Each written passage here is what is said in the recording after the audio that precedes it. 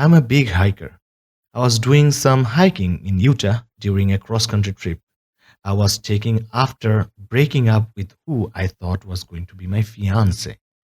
Long story short, I caught her messing around with one of my closest friends.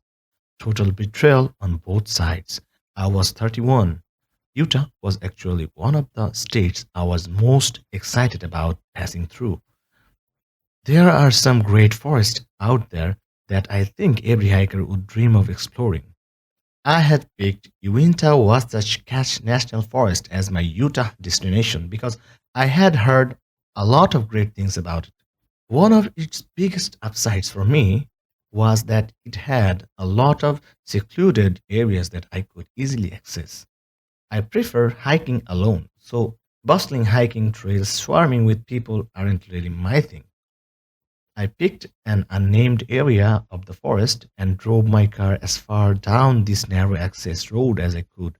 I parked, stepped out of my car, and took in my surroundings. I geared up and checked my phone.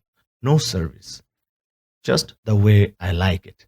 I made a mental note of my starting point and began the trek. I know hiking alone in uncharted territory is dangerous, but I don't think I have as much fun following as designated route. I always download the digital map of whatever location I'm planning to explore. A lot of people don't realize that your phone's GPS still functions without service. I know that you're probably thinking, but no, I didn't get lost. I wish I could tell you that's what this story is about. The reality of what happened to me is something I'm still trying to wrap up in my head around. My destination was a lookout point at the summit of the mountain, which was maybe 3 or 4 miles away. The terrain was pretty difficult, so I was only clearing about 1.5 miles an hour. About an hour into my hike, it began raining. Although it was light, I refused to continue. Hiking in the rain is a massive pet peeve of mine. Annoyed, I turned around and began retracing my steps. Eventually, I spotted my car in the distance. I relieved that this failed outing would soon be over, but when I reached my vehicle, I was met with a horrifying sight. All four tires were slashed. I felt the fear start to set in. There wasn't a chance in the world that all four tires had been coincidentally punctured. This had been deliberate. I whipped my head around, scanning the forest in every direction. Nothing I listened as carefully as I could, but anything I might have picked up on was drowned out by the platter of raindrops on leaves and bush. I weighed my options. Without service, I was basically screwed. I needed to get service so I could call for assistance, but as far as I remembered, I had lost services over 20 miles down the access road. Walking back to civilization seemed like a grueling option. I needed to find high ground. Luckily, the destination I had originally sought out was just that. I had to chance it. I didn't feel safe walking 20 miles down the road where I'd basically be out in the open.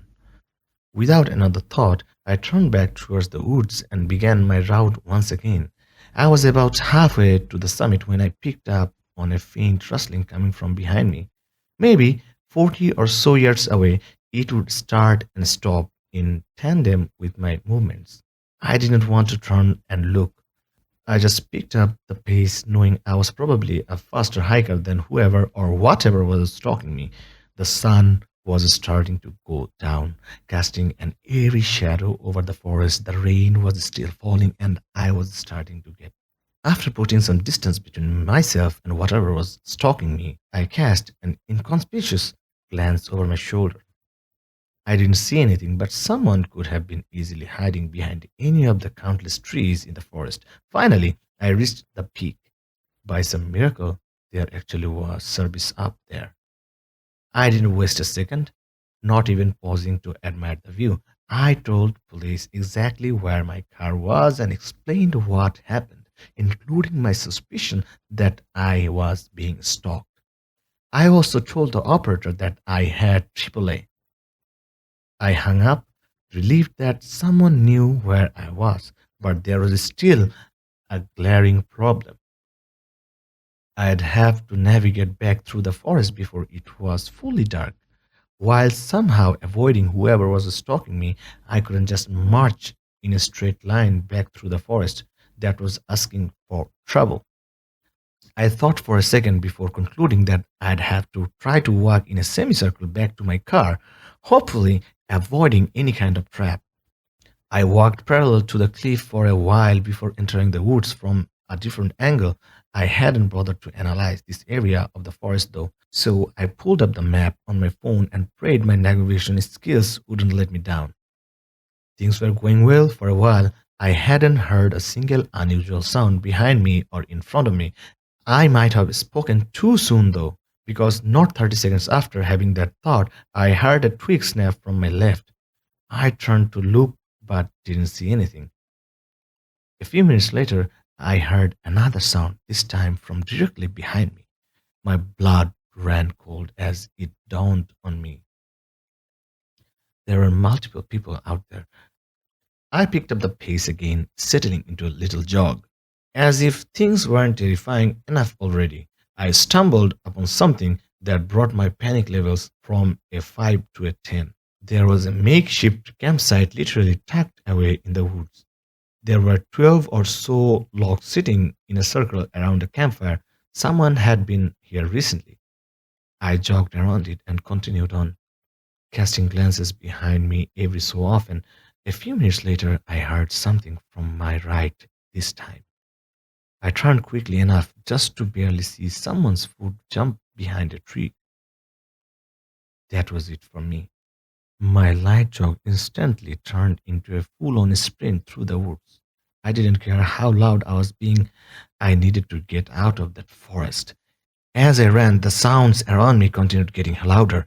It was clear that I was being chased. They weren't even trying to hide it anymore.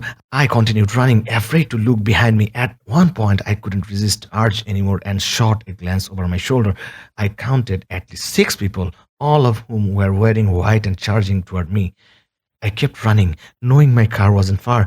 The next few minutes were the most terrifying moments I have ever experienced in my life. Imagine being overwhelmed with exhaustion while the threat of death looms over you.